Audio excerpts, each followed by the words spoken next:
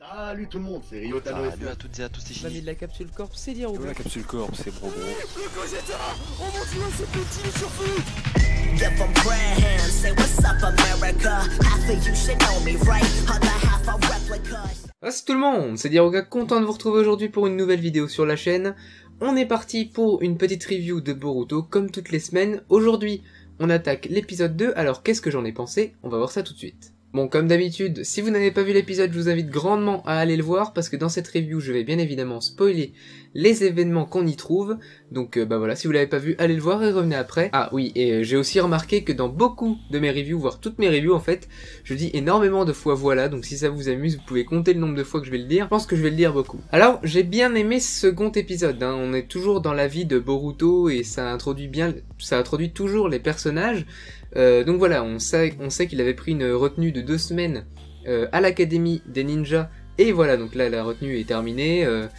On le voit enfin, en fait, eh bien, arriver vers ses camarades. D'ailleurs, une explication faite au début de l'épisode m'a bien plu, ça change un petit peu. C'est-à-dire qu'au début, Naruto, l'académie des ninjas, voilà, c'était pour former des combattants.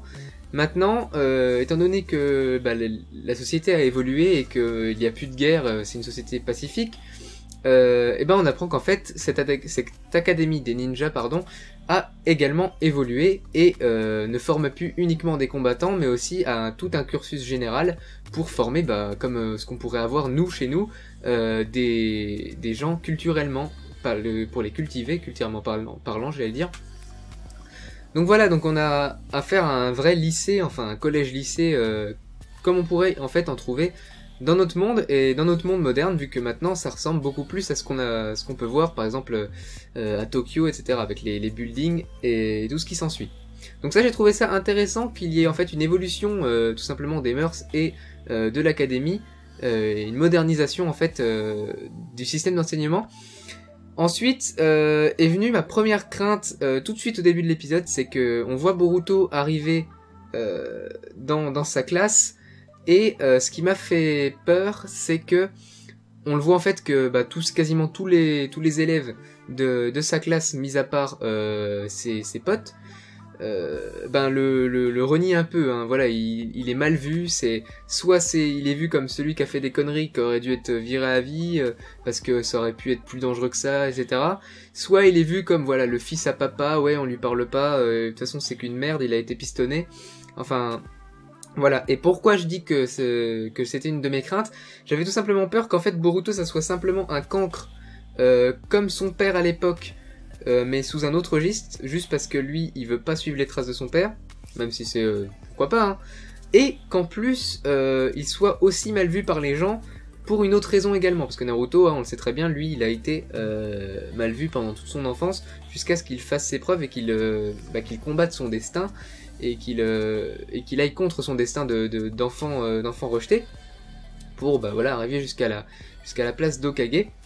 Et maintenant d'ailleurs on peut le voir dans l'épisode, il est très bien vu, puisque même la gamine de Shoji le voit comme un peu son idole. Donc ça, j'ai trouvé ça sympa.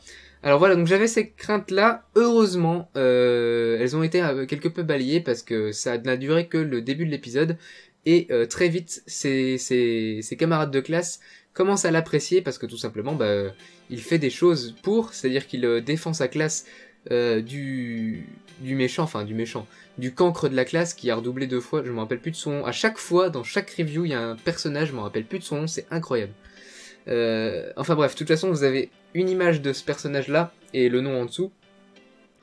Soit dit en passant, hein, je suis désolé, mais je déteste son design, hein. Je trouve tout simplement ce qu'il a sur la gueule, c'est ultra moche, mais bon, c'est personnel, ça ne regarde que moi, mais bon, j'aime pas trop son design, ni ses idéaux, ils sont un peu nuls, je trouve.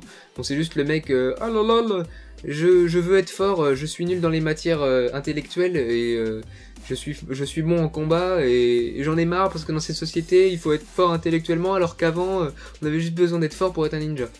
Donc ça, ouais, j'ai trouvé ça pas ouf, mais bon, c'est pas grave, puisque c'était juste pour cet épisode-là, puisqu'on voit qu'à la fin, il vient quand même en cours et qu'il fait des efforts, qu'il se remet en question tout simplement. Donc c'est pas vraiment lui qui va être au centre de ce premier arc de l'histoire, et heureusement, j'ai envie de dire.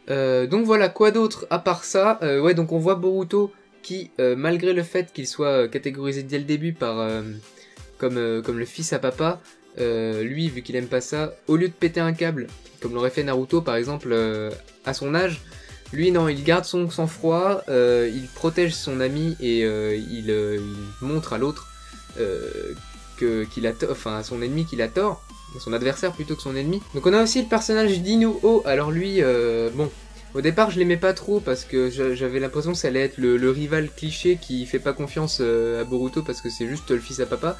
Au final non, là c'est pareil. En fait cet épisode se suffit à lui-même parce que il y a les intrigues au début et tout est clarifié quasiment à la fin. Donc voilà, cet épisode se suffit à lui-même pour ce côté-là et du coup ben ça rassure mes craintes que je m'étais fait au début de l'épisode tout simplement. Voilà, bon après je pense qu'on a fait le tour concernant les personnages et les craintes que j'avais et qui ont été vite émancipées. On a aussi toute cette deuxième partie d'épisode concentrée sur le combat entre Boruto et l'autre monsieur que j'ai oublié son nom. Bah ça c'était sympa. Bon, ça se voit qu'on a de nouveau affaire à un combat vraiment de shinobi de bas niveau, et ça c'est normal, et ça c'est plutôt cool d'ailleurs, parce que voilà, donc les mouvements sont assez lents, c'est pas du Naruto à la fin de Naruto Shippuden, c'est beaucoup plus terre à terre, et ça fait plaisir de retrouver ça, parce que bah ça revient un petit peu aux sources, et du coup j'étais content de voir ça. Alors c'est vrai qu'après bon, Boruto qui bat presque son adversaire alors qu'il était classé juste avant, enfin en tout cas qualifié juste avant de meilleur combattant en taijutsu, même voire plus fort que ses profs si j'ai bien compris, et que Boruto arrive à le battre en un combat comme ça alors que lui, bon, je pense qu'il s'est déjà entraîné ou qu'il a déjà des rudiments de combat, évidemment ça se voit, mais voilà, il a pas été à l'école alors que l'autre ça fait déjà 2 ans qu'il y traîne. Je trouvais ça un peu fort de café. Bon, ça reste un shonen somme toute classique évidemment, c'est la suite de Naruto. Mais voilà, bon, après ça m'a pas plus dérangé que ça, mais c'est vrai que c'est marrant de voir Boruto, premier combat, bim, il gagne. Bon, ça a toute une valeur morale en fait, c'est surtout pour ça qu'il gagne. Mais voilà, donc c'était le petit point si on veut un petit peu chercher la petite bête. Et puis bah ma foi, c'est toi. Et puis bah ma foi, c'est à peu près tout pour cet épisode. J'en ai pas grand chose de plus à en dire, voilà, donc globalement j'ai bien aimé. J'avais des craintes au début qui ont vite été émancipées, et maintenant j'ai hâte de voir la suite. C'était un épisode qui, somme toute, comme je l'ai dit, se suffisait à lui-même, introduisait de nouveau quelques personnages, on en voit certains autres.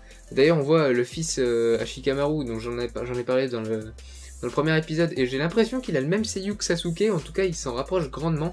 J'ai pas vérifié, donc dites-le moi dans les commentaires si c'est le cas ou si c'est pas du tout le cas. Et voilà, c'est tout pour cette review, elle aura été un petit peu plus courte je pense, je sais pas combien de temps elle aura duré. J'espère qu'elle vous a plu, si c'est le cas n'hésitez pas à laisser un pouce bleu, à commenter pour me parler de l'épisode, ou pour me dire si vous l'avez aimé, pas aimé, etc. Si vous allez continuer Boruto, enfin tout ça. N'hésitez pas également à vous abonner à la chaîne si ce n'est pas déjà fait pour ne rien manquer de mes futures vidéos manga, ou des futures vidéos et des précédentes vidéos sur la chaîne. Il y a de tout, il y a du jeu mobile, des vidéos manga, tout ça, des vidéos sur les animés et manga papier, du Dokkan Battle et j'en passe et des meilleurs, donc allez voir si vous ne connaissez pas. Et puis quant à moi, je retourne regarder des animés, toujours fidèle à moi-même. On se retrouve samedi, dimanche ou lundi, enfin dans ce laps de temps, pour les reviews SNK et My Hero Academia.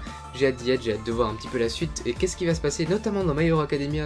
J'aime beaucoup cet arc là dans le manga, donc j'ai hâte de voir ce que ça va continuer à donner en animé. Allez, ciao tout le monde, c'était Diroga et Enjoy Power. Ciao.